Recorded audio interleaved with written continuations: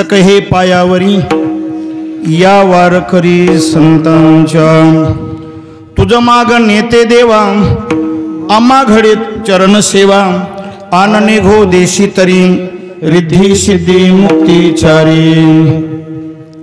प्रस्तुत कीर्तन रूपी सेवेकरिता निवडलेला अभंग महान भगवत भक्त महाराष्ट्र भूषण जगद्गुरु जगदमान्य संत श्रेष्ठ तुकाराम महाराजांचा चार चरणाचा आणि मागणीपर या प्रकरणातील उत्कृष्ट असा अभंग सेवेकरिता निवडलेला आहे। विठ्ठल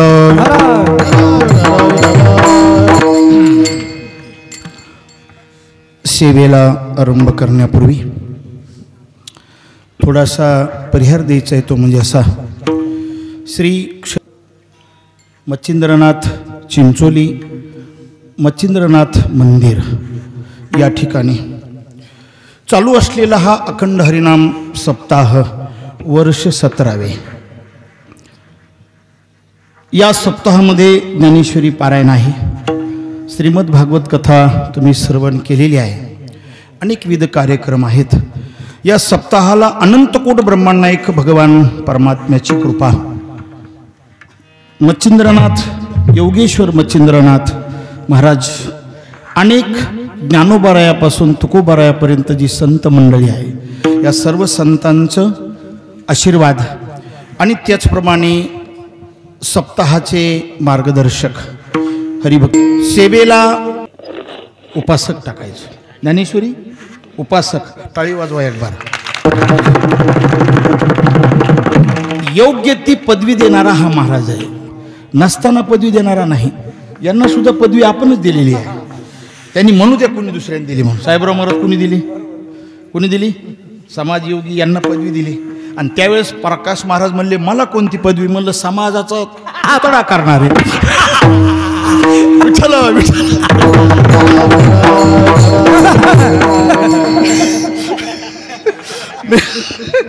खरे की नाही, त्यावेळेस म्हणलो तू नाही साहेबराव, माझं लक्षात आहे माझ्या की ते म्हणले त्यांना तुम्ही समाजयोगी पदवी दिली, त्याचा अर्थ काय? मी म्हणलं समाजाला योगी शब्दाचा अर्थ योग म्हणजे जोडणे, समाजाला एकत्र आणणे जोडणे आणि कार्यक्रम गावोगाव करणे, हे त्याच्यामुळे त्यांना पदवी दिली। ते म्हणले मी तर असलेलाच बंद करायचं गाव। मी म्हणलं मग तुम्हाला ते ज्या त्याप्रमाणे पदवी द्यावी लागते।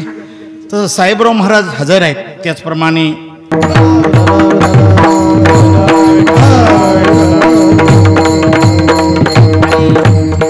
बालमित्र मंडळ सुंदर आहे महाराज। मगाशी हरिपाठ म्हणत होतं आणि संप्रदायात प्रवेश केल्यानंतर पहिला हरिपाठच पाठ करणं काय गरजेचं आहे असो।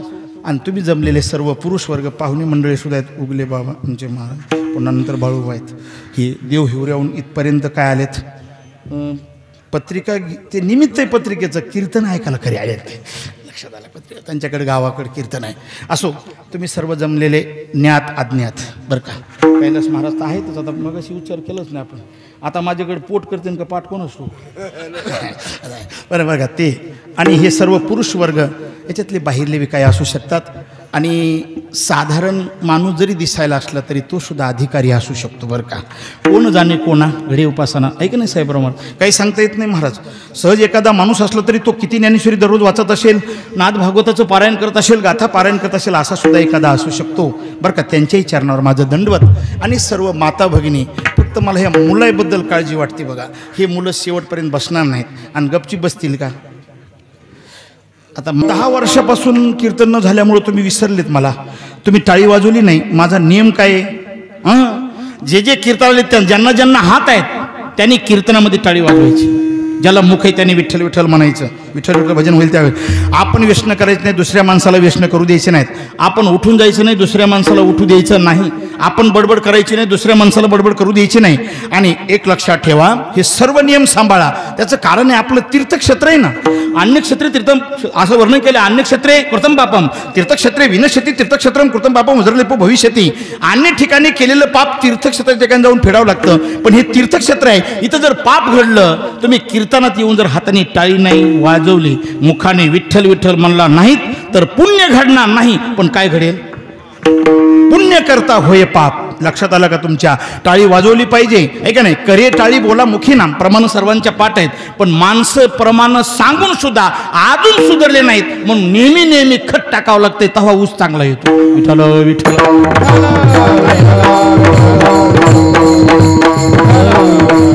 झोपायचं अजिबात नाही, झोपायचं नाही कीर्तनामध्ये. झोपायचं नाही. एखाद्याला जरी आली तर एक लक्षात ठेवा, एखाद्याला जरी आली तरी शेजारच्या माणसांनी त्याला उठवायचं. सप्त सुप्तान प्रबोधयेत, 7 ठिकाणी 7 जणांना जाग केल्यावर पाप लागत नाही. विद्यार्थी सेवक पंत शुधार्थी भय कातरा भांडारी प्रतिहरीचं सप्त सुप्तान प्रबोधयेत. कळालं ना तुम्हाला? हे नाही कळालं, सांगतो तुम्हाला अर्थ लक्षात ठेवा. विद्यार्थी जर भलत्या वेळी झोपलं तर त्याला जाग केल्यावर पाप लागत नाही. ऐका, विद्यार्थी आहे, परीक्षेची वेळ आहे आणि पहाटे 9 वाजेपर्यंत झोपला, किती नाही लक्षात आलं तुमच्या? त्याला उठवायचं की नाही असं नाही, 6लाच उठवायला पाहिजे, 4लाच उठवायला पाहिजे. विद्यार्थी सेवक जो सेवा करणार आहे त्याला भलत्या वेळी झोपला तर उठवल्यानंतर पाप लागत नाही. मोजा, विद्यार्थी सेवक पांथ वाट सरू त्याला उठवल्यानंतर पाप लागत नाही. शुधार्थी ज्याला भूक लागलेली आहे त्याला उठवल्यानंतर पाप लागत नाही. तुकोबाराने सुद्धा प्रमाण वापरलंय. कथा निद्रा भंग करावा भोजनी, आणि कथेमध्ये उठवल्यानंतर झोप लागली एखाद्याला, त्याला उठवल्यानंतर पाप लागत, हे लक्षात ठेवा. हेच मग मुख्य लक्षात घ्या कीर्तनापेक्षा. बरं ऐका पुढं, पुढं वर्णन केलं. विद्यार्थी सेवकापर्यंत शुधार्थी भय कातरा, भित्रा मनुष्य तो भलत्या वेळी झोपला असेल तर त्याला उठवल्यानंतर पाप लागत नाही. भांडारी ज्याच्याकडं चावी आहे त्याला उठवल्यानंतर पाप लागत नाही. रात्री 12 का 1 वाजलाय काही नाही. आणि प्रतिहारी तो ऑफिसच्या बाहेर असतो, त्याला काय म्हणतात आपल्या भाषेत? वॉचमॅन का काहीतरी म्हणतात. त्याचा इथं तो भलत्या वेळी झोपलं तर त्याला पाप लागत नाही उठवल्यानंतर. असे 7 ठिकाणं आणि कथेमध्ये 8 ठिकाणं त्याच्यामध्ये आहे. म्हणून एखादा झोपलं तरी त्याला उठवायचं, पाप लागत नाही. असा जर नाही उठला, वाजवा टाळी. विठ्ठल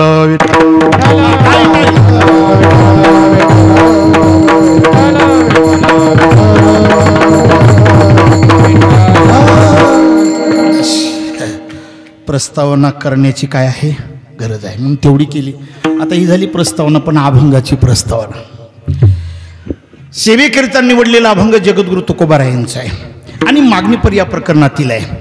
कीर्तनकार हा बांधील असतो महाराज, तसा प्रत्येक दिवशीच बांधील असतो. आमचे वैकुंठवासी गुरुवर्य विठ्ठल बाबा घोले नेहमी म्हणायचे, पहिल्या दिवशी बुवा कीर्तनकारांनी कोणता अभंग घ्यावा, दुसऱ्या दिवशी कोणता घ्यावा, मध्यंतरी कोणते घ्यावेत आणि नंतर शेवटी कोणता घ्यावा आणि काल्याला कोणता घ्यावा हे वर्णन सांगायचे. आपल्याला सर्व माहित आहे. पण बघा, काल्याला काल्याच्या प्रसंगातील नाहीतर गवळणीपर प्रकरणातील घ्यावा लागतो. त्याच्या आदल्या दिवशी मागणीपर या प्रकरणातील अभंग घ्यावा लागतो. पहिल्या दिवशी रूपाचं वर्णन करणारं आणि रूपाचं जर वर्णन आदल्या दिवशी केलं पहिल्या दिवशी, तर दुसऱ्या दिवशी ज्याचं कीर्तन आहे त्यांनी नामपर या प्रकरणातील अभंग घ्यावा लागतो. आणि मधी उपदेशपर आणि संतपर असे अभंग घ्यावे लागतात. लक्षात आलं, नियम आहे. मागणीपर या प्रकरणातील अभंग घेतलेला आहे. पण अभंगाचा अर्थ तुम्हाला सांगतो. अभंगाचा अर्थ सोपा आहे, पण अभंग पाठ नसल्यामुळे लोकांना असं वाटेल. तुकोबाराय म्हणतात, हे देवा, तुला माझं मागणं एकच आहे, तुझ्या चरणाची मला सेवा घडावी. बघा, मागणी आहे, पण तू दुसरं द्यायला तयार होशील, पण ते मला देऊ नको, मला त्याची गरज नाही. काय? तू वृद्धी देशील, वृद्धी नाम ऐश्वर्य देशील, सिद्धी म्हणजे 23 सिद्धी आहेत ते तुला मला देशील, ते मला त्याची गरज नाही. मुक्ती, 4 मुक्ती आहेत, सलोकता, समीपता, स्वरूपता, सविजता, त्या द्यायला तयार होशील, त्याची मला गरज नाही. मला अजून काय दे, काय नको हे दुसऱ्या चरणात सांगितलंय, आणि काय पाहिजे हे 3 चरणात सांगितलंय. पहिल्या चरणात सांगितलंय तुझ्या चरणाची सेवा घडावी, एक मागणी आहे. दुसरी मागणी संतांची सर्व काळ मला संगती घडावी, आणि पुन्हा नंतर तिसरी मागणी अशी सुंदर केलेली आहे. तुकोबाराय म्हणतात, तुझं प्रेम जे आहे ना, तुझं चित्तामध्ये तुझ्याविषयी माझ्या अंतकरणामध्ये प्रेमाचा सुकाळ असू दे. आणि शेवटी म्हटले, मला तुझं नाम आवडत आहे ना, तर ते नाम जर माझ्या वाचेमध्ये सतत राहिलं ना, तर माझी ही इच्छा पूर्ण होईल, अशी माझी मागणी तुकोबाराय म्हणतात. विठ्ठल हे काय कीर्तन ऐकण्यासाठी सुद्धा माणसं हुशारच लागतात. परमार्थ नोही लेकुराच्या. पण आता कसा झालाय ती कशाला सांगू आता. पण कीर्तन ऐकण्यासाठी माणूस सुज्ञ पाहिजे, शिकलेला असो किंवा नसो, तो भाविक असावा आणि सुज्ञ असावा. ऐका, अभंगाचा अर्थ तुमच्या पुढे मांडलेला आहे.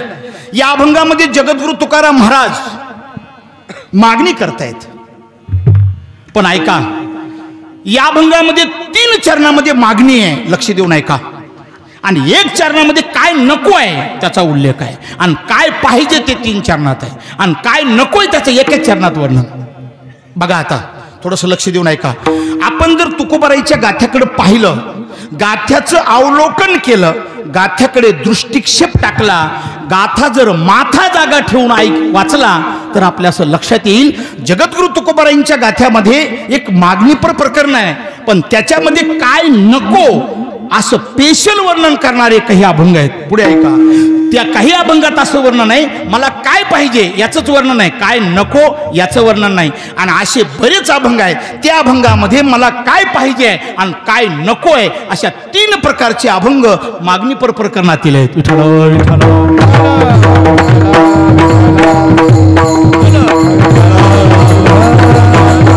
आता मागणीपर प्रकरणातील फक्त मागणीच आहे, काय नको असं वर्णन नाही. तुमच्या पाठातला अभंग सांगतो म्हणजे लक्षात येईल.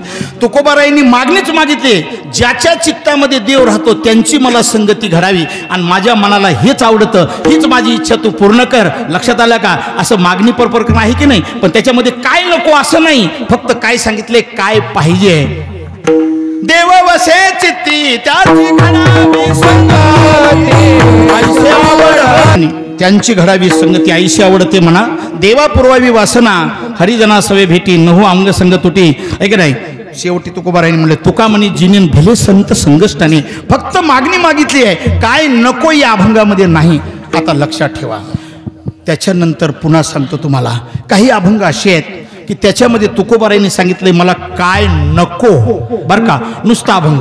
नको देव देवा पोटी हे संतान, नको देव पोटी हे संतान, नको देव देवा पोटी हे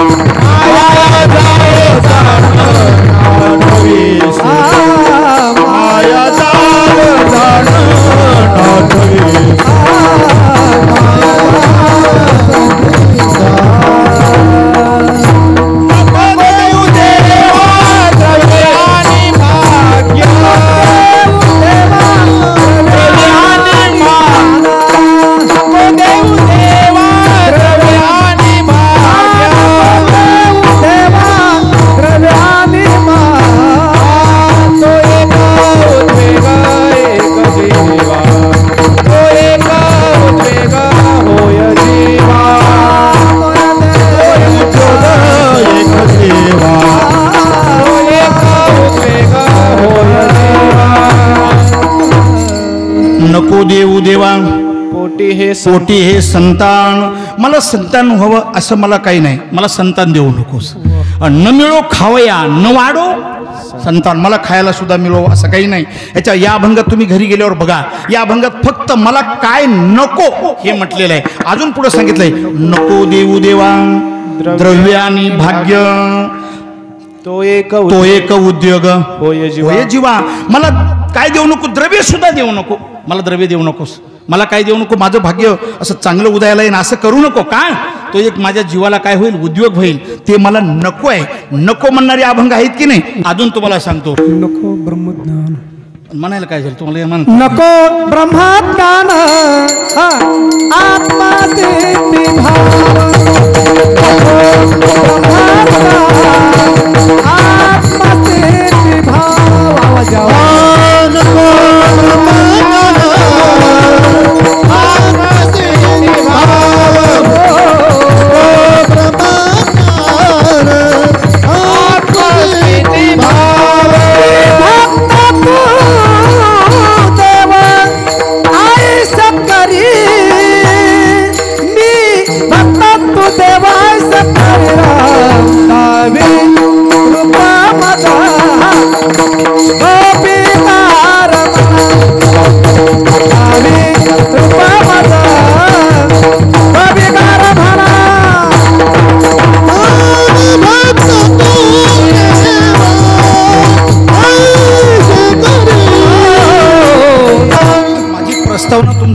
लक्षात आली की नाही मला काही कळणार बरं का. अशी प्रस्तावना आहे की काही अभंग असे आहेत की मला काय नको आहे. लक्षात आलं. नको ब्रह्मज्ञान, मला ब्रह्मज्ञान सुद्धा नको, मला आत्मस्थिती भाव सुद्धा नको आहे. अजून तुम्हाला सांगतो, देवा ऐके हे विनंती, माझा नको रे हे मुक्ती,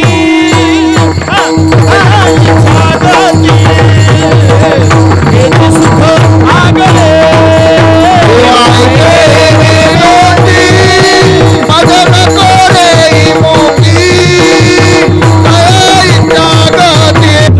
देवा ऐके हे विनंती, मज नको रे हे मुक्ती, तया इच्छा गती हेची सुखागळे, मला स्वर्ग सुख सुद्धा नको आहे असं म्हणणारे अभंग आहेत की नाही. नको वैकुंठीचा वास, नको शब्द आला तर सरळ मुंडी हलवायची.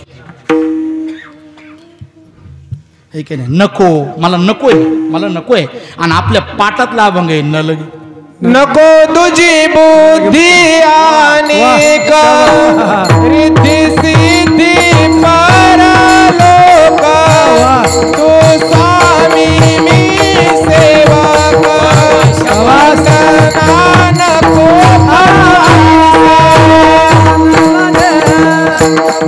अनेक रिद्धी सिद्धी परलोक. मला हे प्रमाण घ्यायचं बी नव्हतं, कसं आलं पण त्यांनी घेतलं. बरं झालं, चांगलं आहे. तुम्हाला आता तुमच्यापेक्षा पुतण्या चांगला तयार हो अशी भावना की नाही, तशी आमची सुद्धा भावना आहे. आपल्यापेक्षा त्यांनी अभ्यास व्हावा. जसं नवनाथ बाबांच्या मुलाचंही कीर्तन आता मी घेतलं ना, ते म्हणले मला नको कीर्तन. म्हणलं बरं झालं नको म्हणल्यात, त्याचं ऐकू. आणि त्यांचं लक्षात आलं का, आपल्या कुळात एखादा मुलगा जर तयार होत असेल आणि नवनाथ बाबांसारख्या जर पोटी त्यांच्या मुलगा जन्माला असा येत असेल तर जास्त आनंद आहे ना.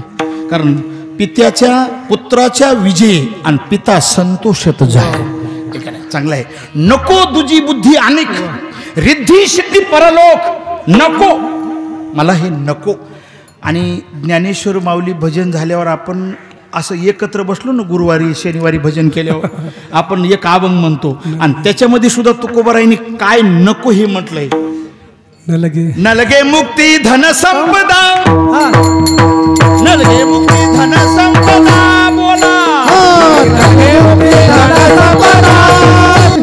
हे मी तुम्हाला गोष्टी सांगितल्यात का प्रमाण सांगितल्यात? प्रमाण दिलेत. आणि कळायसारखं कीर्तन, ह्याच्यात काही जास्त अवघड काही नाही. तुम्हाला इतकं कळतंय आता, आम्हालाच कळाना. वाक्य कळलं तर बघा. बरेच कीर्तनकार म्हणतात लोकांना काहीच कळत नाही, तुलाच कळत नाही. लोकांना जर चांगलं कीर्तन, अध्यात्म कीर्तन जर ऐकावं वाटलं नसतं तर ज्याने अभ्यास केलाय त्याला एकदम घरी बसावं लागलं असतं. त्याला कुठंतरी हे येडपटाला असतील महिन्यातून 60 कीर्तन, पण अभ्यासू माणसाला 25 तरी असतील ना. विठ्ठल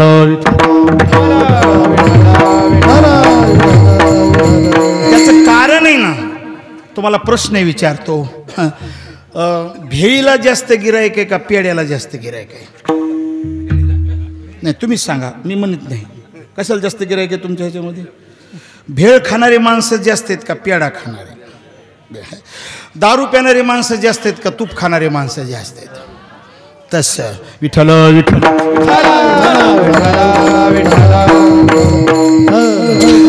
हे लक्षात ठेवा. एवढंच बोलतो, त्याच्यापेक्षा पुढे बोलत नाही. तुम्हाला कळतंय सर्व. गिराईक कमी असतात, सोन्याला गिराईक कमी असतात का दुसऱ्याला?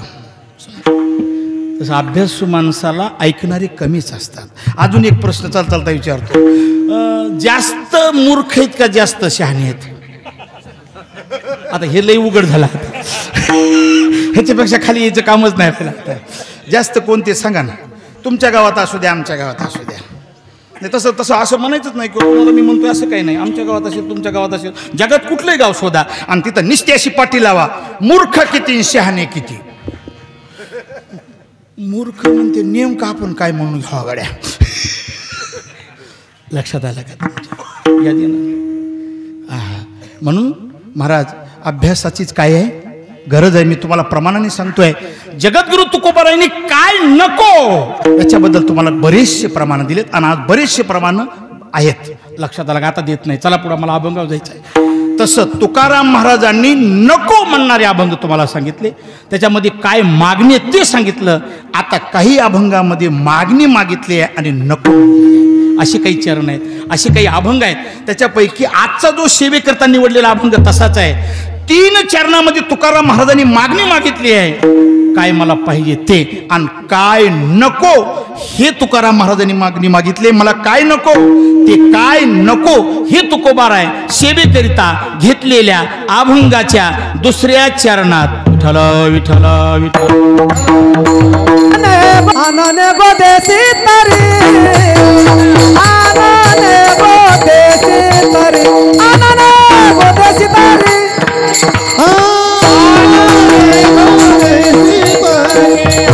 आनने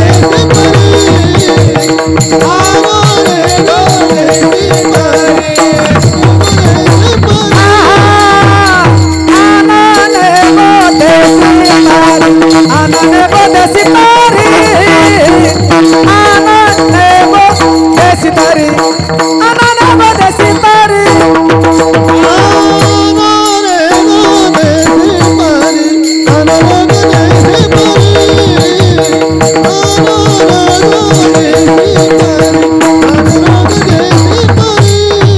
आनने गोदेसी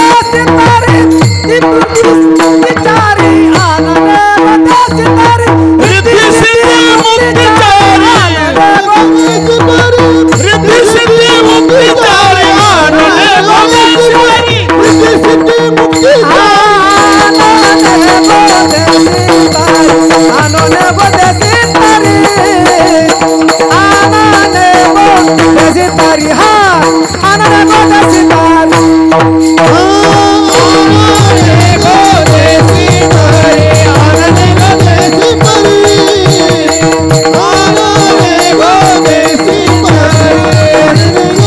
तरी,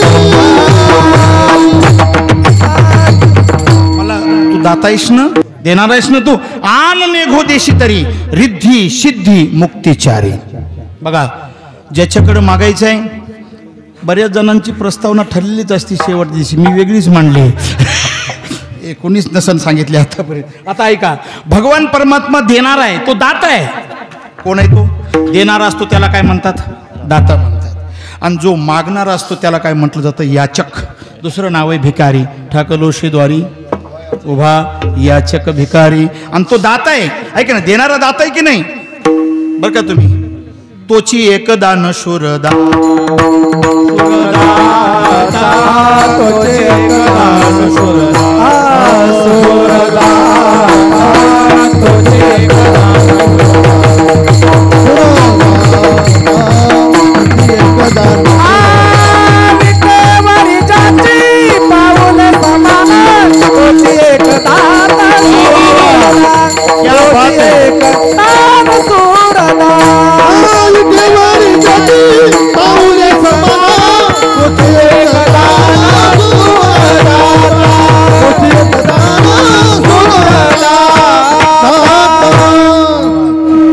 आज प्रकाश महाराजाला जरा जास्त मूड आहे. मला वाटते त्यांच्या मूडवरच आपण कीर्तन होऊ देऊ. त्यांनी तिकून म्हणायचं बंद करा, मी बंद करतो. नाही तसं नाही, आहे का नाही? तुम्ही जर म्हणले 3 तास तर आपले 3 तास तयार आहे. तसं ओव्हर टाईम मागित नाही. लक्षात आलं का? बरोबर आहे का? तसं काही नाही. तशी तुम्हाला काळजी पडू देऊ नका. नवनच बोललं की जिकडे घाबरलं. तसं काही नाही, आहे का नाही? सांगायसाठी ते म्हणले तसं तेवढं करा. मी तसं म्हणलोय त्यांना, टायमातच करणार आहे, वेळेतच करणार आहे. पण जरा मला तुम्हाला सर्वांना पाहिलं इतका आताच मूड आला आहे. एखाद्या वेळेस 2 वाजता सोडतो का काय करू असतो. विठ्ठल विठ्ठल ऐका, लक्ष देऊन ऐका, तुम्हाला कळेल असं बोलतो आहे. ज्याच्याकडं मागायचं तो दाता आहे, ऐक नाही, दानशूर आहे त्याला म्हटलं जातं. आणि जो मागणार आहे तो याचक आणि भिकारी आहे. बस, बाकीचे शब्द बरेच आहेत, मला सांगायचं आहे. मग दाता आहे ना, तो देणार आहे ना. तुकोबाराने सांगितलं तू देणार आहेस, तू भुक्ती देणार आहेस, तू मुक्ती, लक्ष देऊन ऐका, मुक्ती देणार आहेस आणि नुक्ती सुद्धा उद्या देणार आहेस.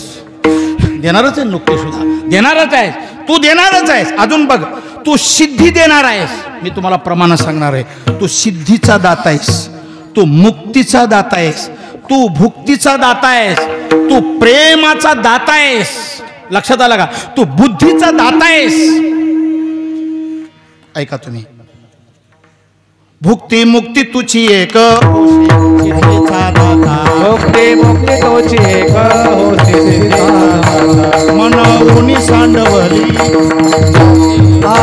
मनवुनी सांडवली भुक्ती मुक्ती तुझी एक होशी सिद्धीचा दाता. एवढंच आपल्याला पाहिजे. पुढे भुक्ती देणार आहेस, मुक्ती देणार आहेस, ऐका नाही, पण हे सर्व देणार असेल. अजून बघा तुम्ही, ओळला प्रेमदाता. दाता शब्द आला तरच हो म्हणा. प्रेम देणारा तू आहेस, पण मला काय पाहिजे सांगतोय तुला, काय नको आहे. तर काय नको सांगितलंय? मला सिद्धी नको, मला 4 मुक्ती नको, मला वृद्धी नको. एक एक शब्दाचा विचार करायचा, का नको. आता तुकोबाराय म्हणले सिद्धी नको, सिद्धी नको. आणि सिद्धी प्राप्त होण्यासाठी योगी सुद्धा काय करतोय? धडपडतोय. यम नियम आसन प्राणायाम प्रत्याहार धारणा ध्यान समाधी हे अष्टांग योग करतोय. आणि त्याच्याद्वारे काय व्हावं आपल्याला प्राप्त? सिद्धी व्हावा असं वाटतं की नाही त्याला. आणि तुकोबाराय म्हणतात सिद्धी मला नको आहे. का नको म्हणतात? त्याच्यापेक्षा मला असं वाटतंय सिद्धी कशाला म्हणतात हे आधी सांगतो. बघा, जे नको म्हणलेत ना तुकोबाराय ते साधारण आहे का? सिद्धीचे प्रकार किती आहेत बोला? मुख्य 8 आहेत. मुख्य 8 आहेत.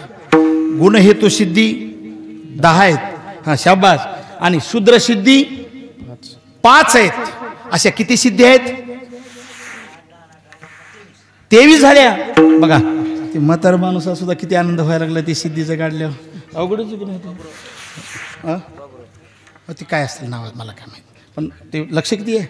आणि म्हणतात लोक ऐका वाटत नाही. विठ्ठल विठ्ठल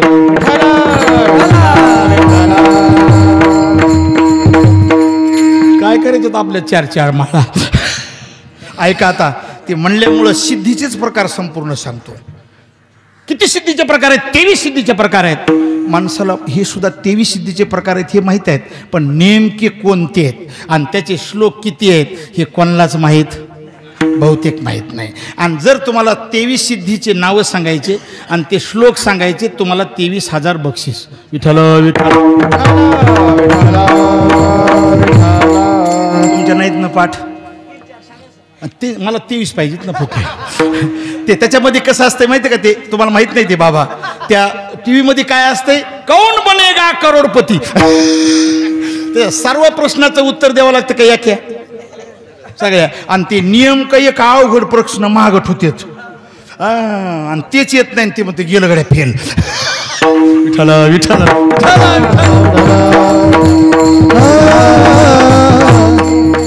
3 सिद्धे काय 8 सिद्धीचे सुद्धा प्रकार कोणी सांगत नाही. तर मी काय म्हणलोय, ते बी 23 सिद्धीचे नावं नाही, त्या 23 सिद्धीचं नाव अर्थ काय आणि त्याचे पुन्हा श्लोक. आता ऐका, लक्ष देऊन ऐका. ती सिद्धी नको म्हणले तर तुकोबाराय 8 महासिद्धी आहेत. त्या कोणत्या? अनिमा महिमा मृत्यु लघिमा प्राप्ति इंद्रे प्राकाम्य श्रुत दृष्टेषु शक्ति प्रेरण ईशिता गुणेश्व संग वशिता यत्कामस्तदवश्यति एताने सिद्धयो सौम्य अष्टाओत्पत्ति कामतः. 8 सिद्धीचे श्लोक म्हणून दाखवले. 2 श्लोकात वर्णन आहे. ऐका. अनिमा सिद्धी, महिमा सिद्धी, लघिमा सिद्धी, प्राप्ति प्राकाम्य ईशिता वशिता आणि यत्कामः. आता याचा अर्थ बघा. अनिमा सिद्धी कशाला म्हणतात?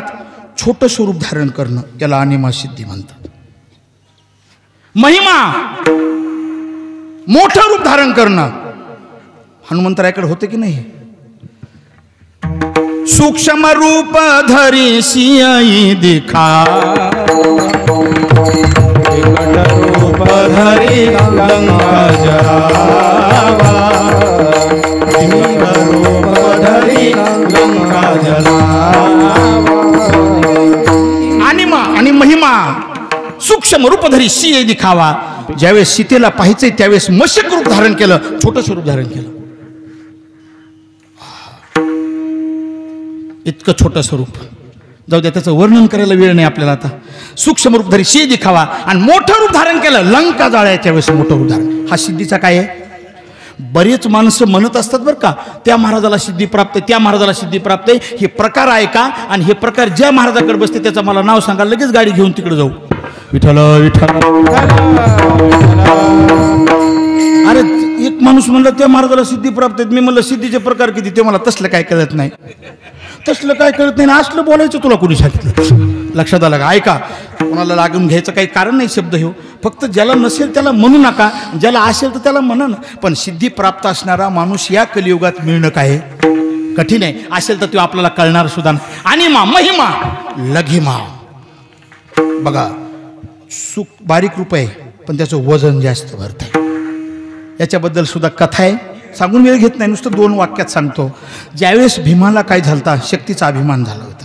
भगवान परमात्म्याने त्याला पाठवलं आणि हनुमंतरायाला तिकडं सांगितलं, तू जरा थोडंसं छोटंसं अनुरूपण शेपटी अंतरून बस रस्त्याला फुलं आणण्यासाठी. मग ते बसले हनुमंतराय, आणि बसल्यानंतर ती असं शेपटी अंतरलेली आहे.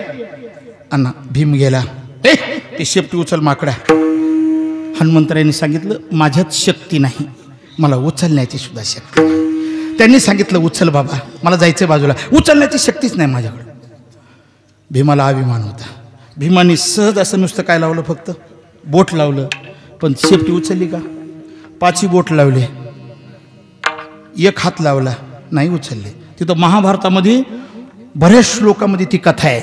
आणि नंतर 2 हात लावले तरी उचललं नाही, संपूर्ण बळ लावलं तरी उचललं नाही. याला म्हणतात लघिमा प्राप्ती. सर्व इंद्रियामध्ये शक्ती. एखाद्याकडे डोळ्यांनी जर बघितलं ना, तर डोळ्यांनी बघितल्यानंतर त्याचा लगेच उद्धार. प्रेमाने जर बघितलं तर, अहो सद्गुरूची कृपा दृष्टी, तुझे कारुण्य दया ते दृष्टी, तो सकळ विद्याची सृष्टी धात्रा होय. ही दृष्टी आहे टाकल्याबरोबर महाराज. आणि जर त्याचा नाश करायचा असेल आणि जर सिद्धी प्राप्त असेल ना, तर लगेच नाश महाराज. कपिल देवाला अर्थात कपिल मुनीला ज्यावेळेस ते 60,000 पुत्र पाताळामध्ये गेले होते ना, आहे का नाही, दुसऱ्याने घोडा चोरून नेला होता, तिथं बांधला होता. आणि बांधले असताना तिथं गेले ते, आणि गेल्यानंतर बघितलं, आणि बघितल्यानंतर ते निंदा करू लागले. अरे डोळे झाकून बसला आणि चोरी करतून घोडा आणून बांधला तिथं. त्यावेळेस त्यांनी महाराज डोळे उघडले, आणि डोळे उघडल्याबरोबर 60,000 पुत्राची काय झाली? राख झाली, राख. आणि लक्षात आलं का? आणि मग ते 60,000 पुत्राची राख आहे का नाही झाली ना, म्हणून ती राख पुन्हा कुठं नेऊन टाकली? त्यांच्यासाठी गंगा आणली की नाही? गंगा आणली ना. कुणी आणली? भगीरथाने आणली गंगा. फक्त एवढाच फरक आहे, आपली बी राख झाल्यानंतर आपल्याकडे गंगा नाही ताणीत आपल्याला, एवढाच फरक आहे. विठ्ठल विठ्ठल. कशावर बोलतोय मी? कशावर तरी सिद्धीवर बोलतोय. कोणती सिद्धी झाली? 4थी. जाऊ द्या, प्रत्येक इंद्रिय शक्ती. प्राकाम्य श्रुत दृष्टीशो, प्राकाम्य नावाची सिद्धी आहे. प्राकाम्य कशाला म्हणतात? जे ऐकलंय ते पाहायला मिळणं. जरा लक्ष देऊन ऐका, आणि मग त्या महाराजाला सिद्धी प्राप्त आहे का ह्याचा विचार थोडासा काय करा, थोडा विचार करा. जे ऐकलंय ते पाहायला मिळणं, जे ऐकले ते.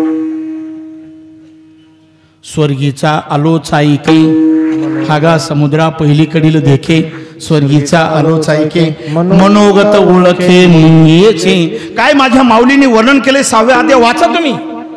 ज्ञानोबा आहे म्हणतात, जे ऐकलंय ते त्याला पाहायला मिळतं. प्राकाम्य श्रुत दृष्टीशु शक्ती प्रेरण ईशिता. ईशिता सिद्धी कोणती आहे? त्याच्या एवढी शक्ती असते महाराज.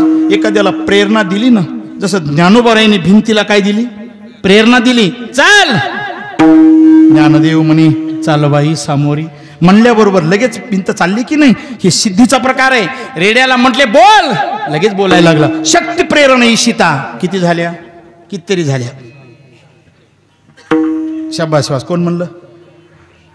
लक्ष देऊन बरं का, लक्ष देऊन. आणि महिमा प्राप्त, आणि महिमा लगिमा प्राप्ती, प्राकाम्य आणि ईशिता. मात्र बाबा मस्त लक्ष देऊन ऐकत आहे. बाकीचे म्हणते, पण त्यांनी कशाला मनावर मध्येच हे पुढे गेलं असतं, बुवा सोपं सांगितलं असतं तर. असंही बऱ्याच जणांना वाटेल ना. विठ्ठल विठ्ठल. म्हातारा बाबा नसते बोलले तरी मी सांगणारच होतो, कारण लोकांना जे भागवतातच हे वर्णन. कुठल्या स्कंदात आहे? पुन्हा एकादश स्कंदात आहे. पण भागवतकार एकादश स्कंदाकडे जातच नाही. पोहे आले गुंडाळतो की निघाला. विठ्ठल विठ्ठल.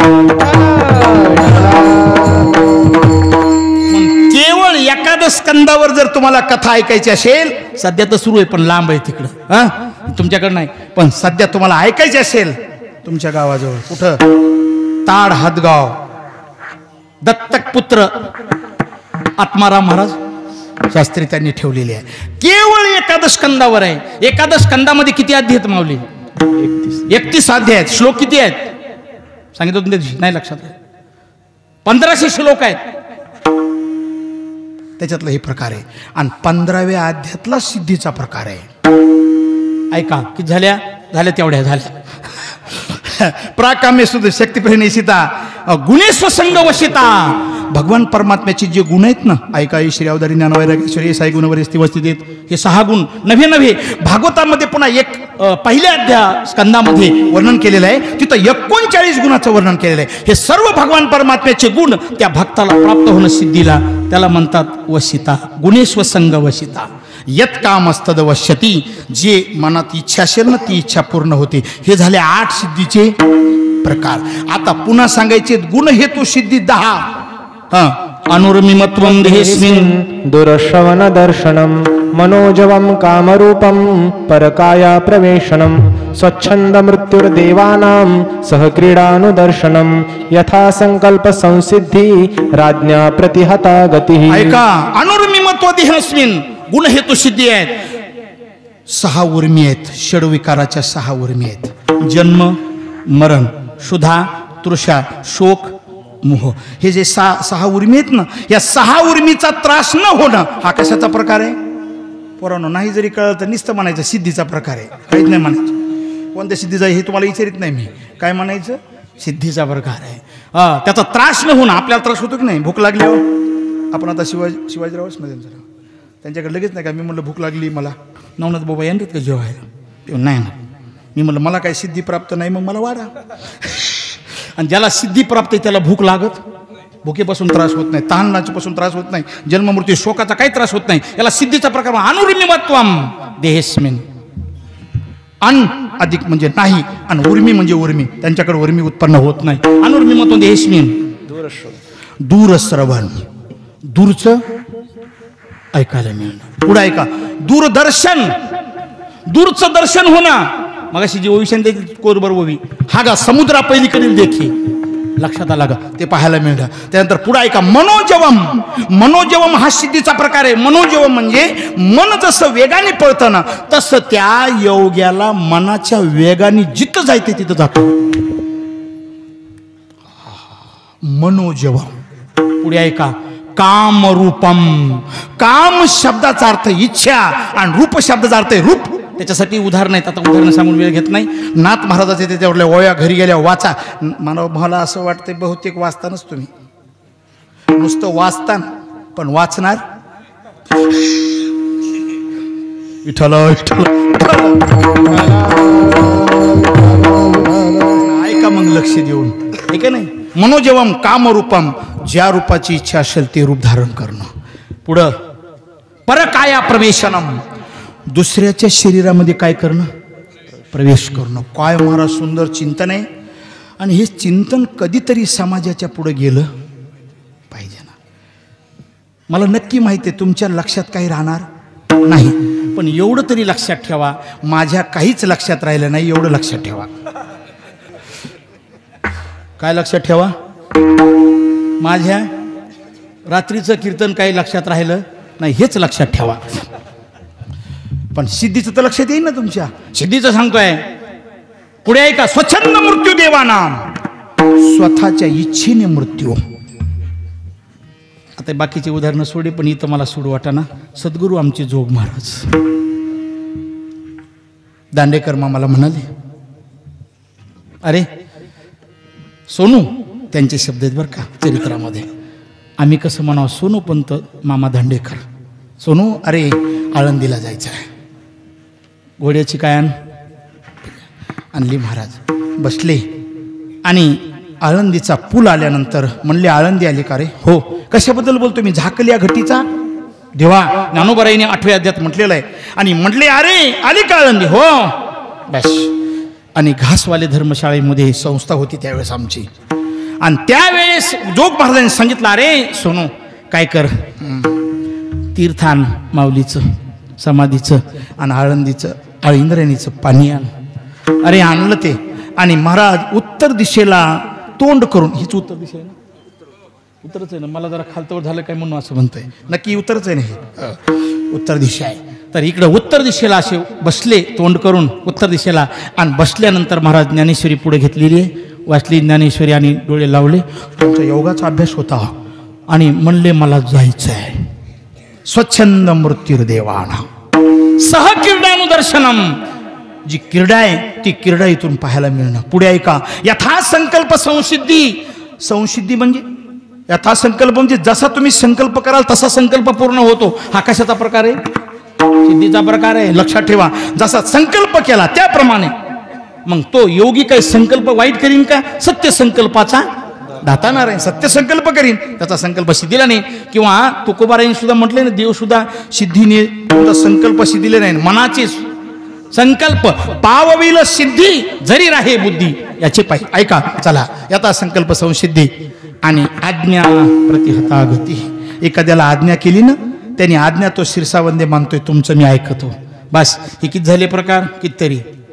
पहिले झाले 8, दुसरे झाले 10, 10 आणि 8 18 झाले. आता किती राहिले?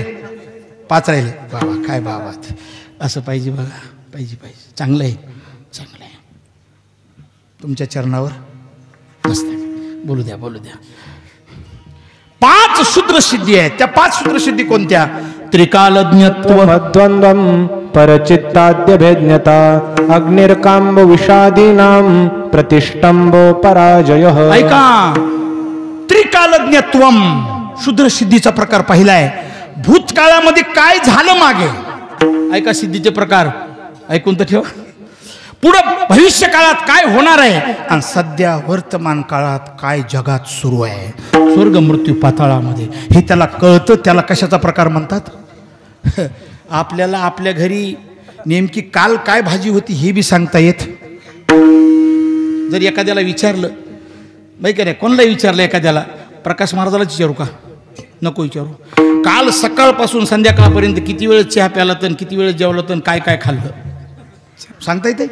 त्यांनाच नाही, मलाही नाही सांगता येणार. कशाची आपल्याला सिद्धी प्राप्त आहे? त्रिकालज्ञत्वम मद्वंद्वम.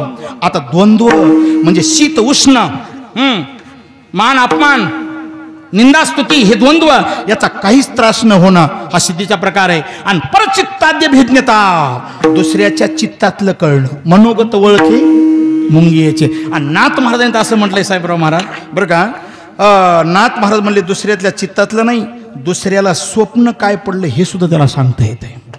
नाथ महाराजाचं भागवत वाचा. लक्षात आला का? की झाले त्याच्यातले शूद्रसिद्धीचे 3 प्रकार झाले. 4था प्रकार आहे अग्निर्काम विषादी नाम. त्या अग्नीपासून त्रास होत नाही, विषापासून त्रास होत नाही.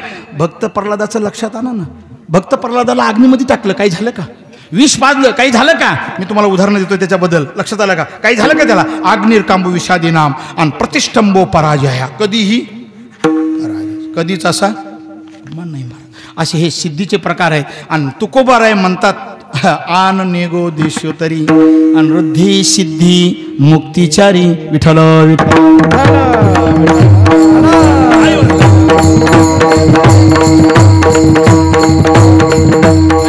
आम्हाला ही सिद्धी नको. का नको सिद्धी? सिद्धी लावी पिसे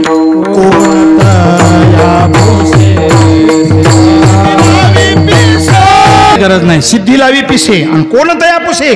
नाथ महाराज म्हणले, ज्यांनी हरीला ओळखलाय तो जगामध्ये धन्य आहे, आणि त्याच्याकडे मोक्षासहित सिद्धी आहे. आणि तो भक्त कशाला विचारीन सिद्धीला?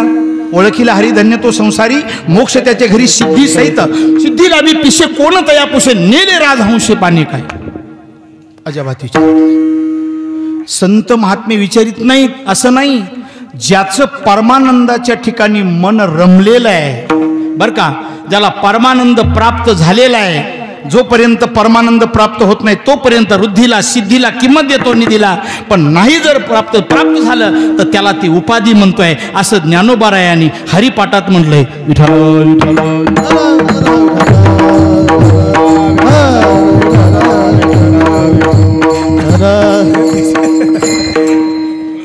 रिद्धी सिद्धी निधी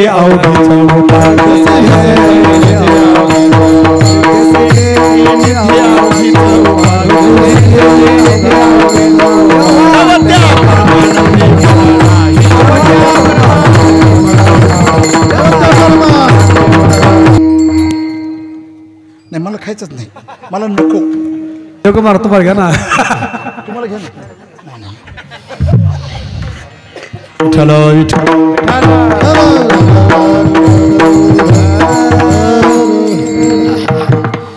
गुळ खाऊन खाऊन कीर्तन करायचं नाही, पाणी पिऊन पिऊन करायचं नाही. लक्षात आलं का? माझ्या एका कीर्तनात दुसऱ्याचे किती कीर्तन होतील? 2. आणि मधली चाल घ्यायची नाही ना. बरं झालं मग, मला तर फार आनंद झाला. शेवटचीच घेऊ, माझीच चाल चालू द्या शेवटपर्यंत. विठ्ठल विठ्ठल. आणि ही जे तुमच्या 3-3 चाली, त्याचं ज्याचं भांडवल कमी त्याला लय गरजेचं आहे, ते त्याला लय गरजेचं आहे. मग अशी आमच्या इकडच्या कीर्तनकाराचं मी कथा सांगितली. आता कशाला नाव सांगू पण. विठ्ठल विठ्ठल. पण ज्याचा अभ्यास आहे ना त्याला एकही चालन काहीच गरज नाही. मला 2 तास तो नॉन स्टॉप बोलू शकतो. पण ज्याचा अभ्यास आहे तो लक्षात आला का? असं आहे. मी तुम्हाला शास्त्रातून बोलायला लागलो, तुम्हाला कळण्यासाठी फक्त साध्या भाषेत त्याचा अर्थ सांगतोय. आता तो विचारतोय का सिद्धीला? तिथं दृष्टांत किती दिलाय नाथ महाराजांनी सुंदर. जो भक्त आहे ना महाराज, तो सिद्धीला विचारतच नाही. जाऊ का दुसऱ्या ग्रंथात, नारद भक्ती सूत्रामध्ये, ज्याला खास भक्ती प्राप्त झाली ना, वृद्धी सिद्धी तुझे भांडवल, आम्हाला भक्ती पुढे हे तुच्छ आहे. तो कोबार आहे, भक्ती पुढे तुच्छ आहे. ज्याला खास भक्ती प्राप्त झाली आहे ना, कोणती भक्ती? आपलं नारद भक्ती सूत्रामध्ये सुंदर वर्णन केलंय. सा त्वस्मिन् परम प्रेम रूपा. ज्याला प्रेम युक्त अशी भक्ती प्राप्त झाली आहे ना, त्याचं लक्षण काय? भक्ती कशी आहे? अमृत स्वरूपाचं, अमृत स्वरूप भक्ती आहे ना. पण बघा तुम्ही, अमृताईपेक्षा गोड काय आहे? नाम आहे. ऐक नाही, आपण नेहमी म्हणतो ना, मला वाटतं तुम्ही म्हणलं तर अमृताहुनी गोड, अमृताहुनी गोड नाम तुझे. 3 अक्षर नाम, अर्थात विठ्ठल नामाची गोडी लागलेली आहे ना, त्याला अमृत फिकाय त्याच्या पुढे. जिभे गोड होती ना, अक्षराचा रस अमृतदय असं पिके पुढे. किंवा अजून सांगू, हरिपाठात जाऊ, कितीतरी प्रमाण देईल तुम्हाला. ज्याला नामारूपी अमृताची गोडी लागली ना, अशा वैष्णवाला त्याला बाकीची नामामृत गोडी वैष्णवा अशी भक्ती ज्याला प्राप्त झाली ना, तो सिद्धीचा कशाचाच विचार करत नाही. पुढे का सूत्र फार सुंदर आहे. यम लब्ध्वा पुमान सिद्धो भवती अमृतो भवती तृप्तो भवती.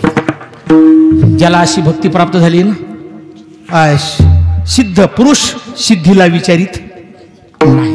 विचारतो का? सिद्धीला विपुषे त्याचंच वर्णन आहे. यम लब्ध्वा पुमान सिद्धो भवती अमृतो भवती तृप्तो भवती. त्याला अमृत प्राप्त झालंय. कोणतं? परमामृत. आणि त्याच्यानंतर तो नित्य तृप्त आहे. तो इच्छा करत नाही कशाची? सिद्धीची. पुढे आहे का अजून? यत प्राप्य न किंचित वांछती न सोचती न रमते नोत्साही न द्वेष्टी यज ज्ञात्वा मत्तो भवती स्तब्धो भवती. विठ्ठल ज्याला सिद्धी बाकीचं मिळालंय त्याला सिद्धीला तो किंमत देत नाही. ज्ञानोबराईच्या ओव्या सांगू. ज्ञानोबराईने फार सुंदर चिंतन मांडलेलं आहे. अपूर्यमान मचल प्रतिष्ठम समुद्रमाप प्रविशन्ति यद्वत् तद्वत् कामायम प्रविशन्ति सर्वे सशांती मापनोति न काम कामी. ज्ञानोबराई बोलतायत त्या श्लोकावर, अरे जो अमृताते ठिठिवी तो कांजी के विषयी तैसा स्वसुखानुभवी न भोगी वृद्धी. ऐका, दृष्टांत दिलेत, कळण्यासारखे दृष्टांत आहेत. जो स्वर्गातल्या अमृताला नावं ठेवतो तो त्या भातावरलं पाणी पिईन. काय काय म्हणलो मी तुम्हाला? त्याला काय म्हणते? कांजी. अमृताते ठेवी तो कांजी केवी सेवी. तैसा स्वसुखानुभवी न भोगी वृद्धी. वृद्धी सिद्धी काय भोग. पुढे ऐका अजून. अरे पुढे वर्णन केले. जो आपुलीने नागरपणे इंद्रभुवना ते पाबळे म्हणे तो केवी रंजे पालवणे भिल्लाचे नि. जो स्वर्गाला नाव ठेवतोय, स्वर्ग सुखाची त्याला किंमत वाटत नाही. स्वर्ग सुख म्हणजे काय? मच्छिंद्रनाथ चिंचोलीतलं सुख. मग स्वर्ग सुखाचं वर्णन आहे ना कुठंतरी? आहे ना कुठेतरी आमच्या साहेबराव महाराजाला ना आम्हाला लक्षात आलं, नागरी महाराजाच्या लक्षात आलं असेल. कुठे आहे? ज्ञानेश्वरीच्या 19व्या अध्यायात आहे. कुठे आहे? 9व्या अध्यायात आहे. आणि स्वर्ग सुखाला नाव ठेवतोय. जे तामरतोय सिंहासन ऐरावतासारखे वान राजधानी भुवन अमरावती, जे तर महासिद्धीचे भांडारे अमृताचे कोठारे, जे गावी खिल्लारे कामधेनुची जे तो ओळगे देव पायिका सिंह चिंतामणीच्या भूमिका विनोदवन वाटिका सुरतरूंच्या गंधर्व गातगानी जेत रंबियासी नाचणी वरुषमुख विलासिनी आंतरिया मदन ओळगे शेजारे जेत चंद्रशिंपे सांबरी पवनायसी मनियारे भादावनी जेत पै बृहस्पती मुख्य आपण. हे स्वर्गातलं वर्णन आहे. जे तामरतोय सिंहासन ऐरावतासारखं वाहन आणि त्या स्वर्ग सुखाला नाव ठेवतोय. आणि तो भिल्लनीच्या घराला चांगलं म्हणीन का? विठ्ठल विठ्ठल. तसं ज्याला परमानंदाची प्राप्ती झाली, जोपर्यंत परमानंदाची प्राप्ती नाही तोपर्यंत त्याला मान्य करीत, तसं सिद्धीला तो मान्य करीत नाही. पुढे ऐका, रिद्धी. रुद्धी म्हणजे काय हो? बऱ्याच ग्रंथात मी पाहिलं साहेबराव महाराज, आणि बऱ्याच जणांना विचारलं पण त्याचे प्रकार नाही सापडत. पण रुद्धी शब्दाचा अर्थ ऐश्वर्य असं येत आहे. ऐश्वर्य प्राप्त झालं ऐका तर त्याला किंमत देतोय का? तो नाही दे. मुक्तीला किंमत देतोय का? नाही. मुक्तीला सुद्धा किंमत देत नाही. नलगे मुक्ती धनसंपदा, मला मुक्ती सुद्धा नको आहे. आता बघा, मुक्ती प्राप्त होणं स्वरूप आहे का? मुक्ती प्राप्त म्हणजे मुक्तीचे किती प्रकार सांगितले तिथं? 4 सांगितले तिथं प्रकार. आन नेगो देशी तरी आणि रुद्धी सिद्धी मुक्ती 4 मुक्तीचे प्रकार आहे. सलोकता, समीपता, स्वरूपता, साविजता. आहे का नाही? स्वरूपता कोणती आहे? भगवान परमात्म्याचं जे रूप आहे ते रूप प्राप्त होणं. चतुर्भुज नर होऊन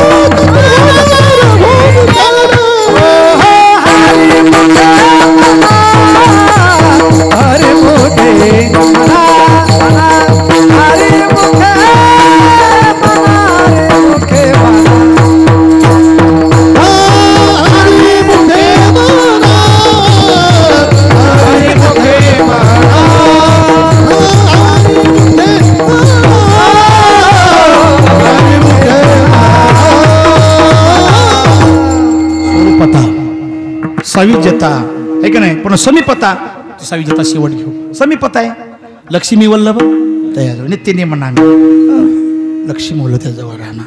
स्वरूपता, समीपता, पुन्हा सलोकता, वैकुंठ भुवनी घर केले. आणि साविजता पाविजय उत्तम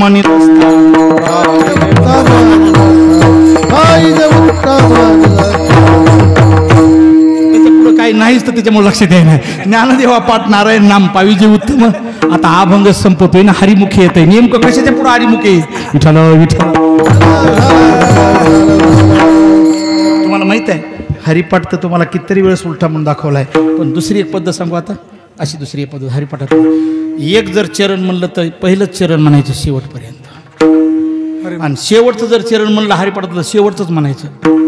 ज्ञानदेव म्हणे व्यासाच्या गुणा, ज्ञानदेव पाठ हरि वैकुंठ, ज्ञानदेव ध्यान रामकृष्ण म्हणी, ज्ञानदेव म्हणे हरिजपकरणी, ज्ञानदेव सांगतो शब्द, ज्ञानदेवा गुढी संगे सजिनी, ज्ञानदेव प्रमाणात महानिदान, ज्ञानदेव म्हणे नाम हे सुलभ, ज्ञानदेव म्हणे सगुणी ध्यान, ज्ञानदेव म्हणे नाम जपा हरिजे, ज्ञानदेव म्हणे हरि माझा समर्थ, ज्ञानदेव म्हणे निवृत्ती निर्गुण, ज्ञानदेव रम्य रमले समाधान. एका ज्ञानदेव पाठ नारायण नाम पाहिजे होता म्हणजे स्थान. ज्ञानदेवा पुन्हा लगेच चित्ती हरिपाठ निमा, ज्ञानदेव नाम रामकृष्णचा, ज्ञानगुडी नाम ज्ञानदेवा गुढी हरिनामा जोडी कहोर म्हणू. शेवट शेवट. लक्षात आलं का? असं काय पाहिजे? संप्रदायामध्ये अशी धमक पाहिजे जवळ. आमचे घोले बाबा नेहमी म्हणायचे, बुवा आपल्या महिमेत आणि महिमेत राहिलंच पाहिजे महाराज. अभ्यासू माणसाने तरी चिल्लर माणसापाशी नमायलाच नाही पाहिजे. विठ्ठल विठ्ठल.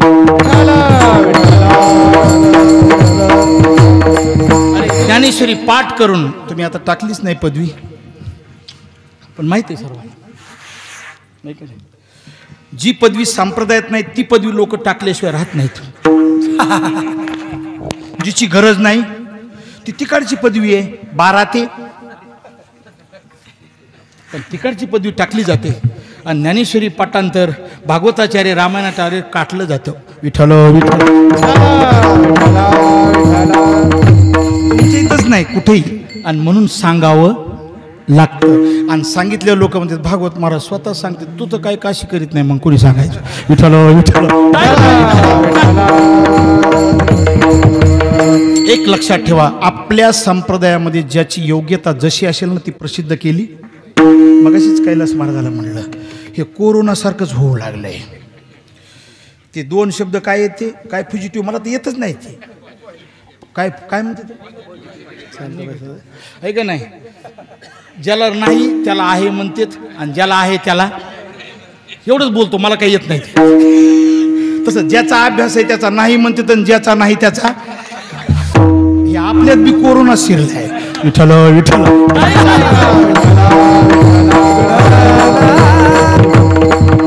ऐका नाही, आता तिकडची पदवी ना बाबा, इकडे कशाला ती.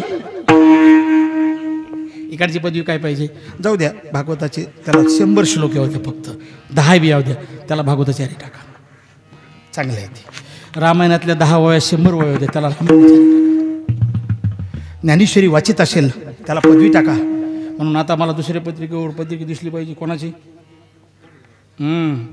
दिसलीच पाहिजे, टाका. ज्यांनी सेवा केली त्याला मेवा दिलाच पाहिजे महाराज.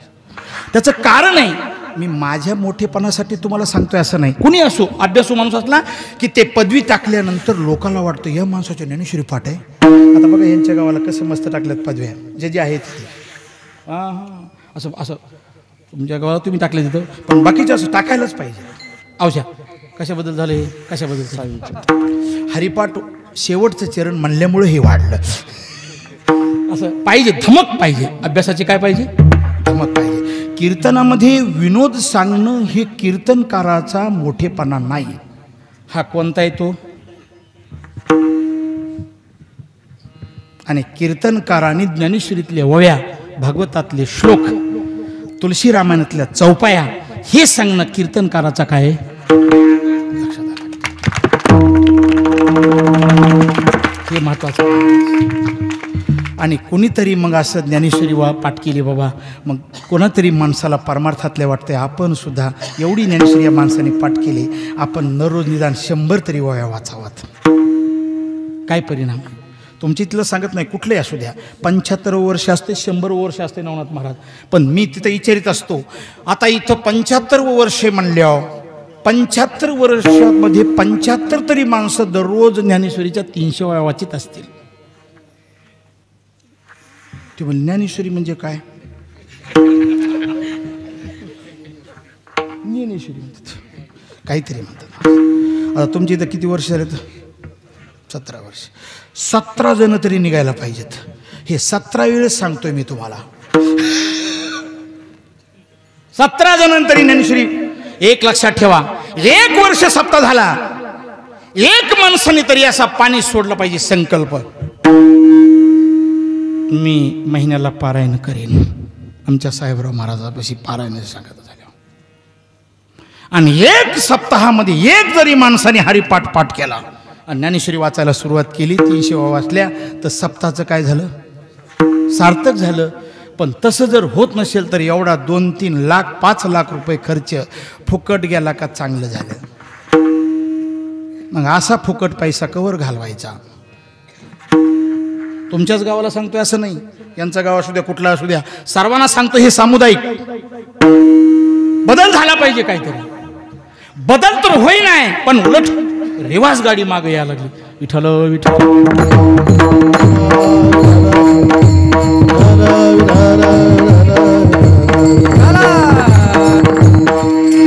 तिकडं जाऊन झाले, ते शिकून आले, त्यांचं ते कौतुकच आहे ना. मी कशाबद्दल बोलतोय, इथं संसारातल्या माणसाने काय करायला पाहिजे, बदल व्हायला पाहिजे ना. तो सप्ताहामुळे त्यांचा बदल नाही होत. ही जी झाली गेलेली असतात, आता आमच्या गावात तर सप्ताह नव्हता झाला, मी कसं काय गेलो. सप्ताचा काही संबंध नाही. ह्यांच्या आई वडिलाचं मागच्या जन्मीचं पुण्य म्हणून ते आळंद येऊन शिकून आले. विठ्ठल विठ्ठल.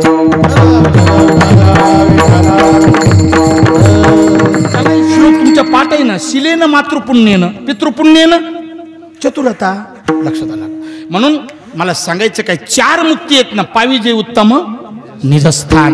या 4ही मुक्ती प्राप्त झाल्या तरी त्या नको म्हणतात. का नको म्हणताचं कारण आहे, ते म्हणले मोक्ष आम्हा घरी कामा रे होय सांगू आईशी, आम्हाला त्याची गरज नाही. आनन्य गोदेशी तरी रिद्धी सिद्धी मुक्ती 4. या वैष्णवाच्या घरी रिद्धी प्रेम सुख इच्छा करी रिद्धी सिद्धी द्वारी कर जोडोनी तिष्ठती. आम्हाला याची गरज नाही, आम्हाला याची गरज नाही, आम्हाला हे नको आहे. आता अजून एक श्लोक सांगतो, वेळेच्या पुढे जात नाही. एक चरण झालं तरी काय हरकत नाही, बाकीचा नुसता अर्थ सांग. ऐका, याच चरणावर एक श्लोक सुंदर आहे. ज्याचं चित्त भगवान परमात्म्याशी अनन्य आहे त्याला याची कशाचीच गरज नाही. भागवतातला श्लोक सांगतो तुम्हाला, ऐका. न पारमेष्ट्यम न महेंद्रधेष्ण्यं न सार्वभौमं न रसाधिपत्यं न योगसिद्धिर् न पुनर्भवं वा मय्यार्पितात्म्यच्छति मद्विनान्यत्. ऐका अर्थ ऐका. उद्धवाला भगवान परमात्मा म्हणतात. जो भक्त आहे ना, कसा भक्त आहे, निरपेक्ष मुनीम शांतम निर्वैरं समदर्शनम अनुव्रजामिहं नित्यं पुय एत्यं गृहृनुभी. असा जो भक्त असेल ना, निरपेक्ष असेल, मननशील असेल, शांत असेल, निर्वैर असेल, समदर्शी असेल ना, त्याचं चित्त जर देवाच्या ठिकाणी जडलेलं असेल ना, तर त्याला पारमिष्ट पद परमिष्टी पदान तुच्छ मानिती सर्वदा. जो भक्त आहे तो तुच्छ मानतोय. ऐका पुढं. न पारमेष्ट्यम न महेंद्र लिष्ण्यम. स्वर्गाला सुद्धा काय मानतोय तो, तुच्छ मानतो. 2 झालं. न योग, तेच आहे का बरोबर, न योग सिद्धीर, सिद्धीची सुद्धा काय करत नाही, अपेक्षा करत नाही. न पुनर्भवम वा, मध्ये एक राहिले. न पारमेष्ट्यम न महेंद्र दिष्ण्यम न सार्वभौमम. सार्वभौम राज्य जरी प्राप्त झालं ते त्याला तुच्छ मानतो. आणि पाताळातले सर्व जरी राज्य मिळालं तरी ते सुद्धा काय मानतोय, तुच्छ मानतोय. काय, तो भगवान परमात्म्याशी तो अनन्य आहे. आणि मुक्तीला सुद्धा तिथं बघा किती शब्द आहेत. न पारमेष्ट्यम न महेंद्र दिष्ण्यम न सार्वभौमम न रसाधिपत्यम न योग सिद्धीर न पुनर्भवम वा मय्यार पित्या मय्यार पितात्म्यच्छति मच्छती अनन्यात. असं वर्णन केलं. आनन्य गोदेशी तरी आणि वृद्धी सिद्धी मुक्ती हे मला याची गरज नाही. मग मला काय मागायचंय ते पहिलं चरण. तुझ मागणे ते देवा देवा, तुझ मागणे ते देवा देवा, तुझ मागणे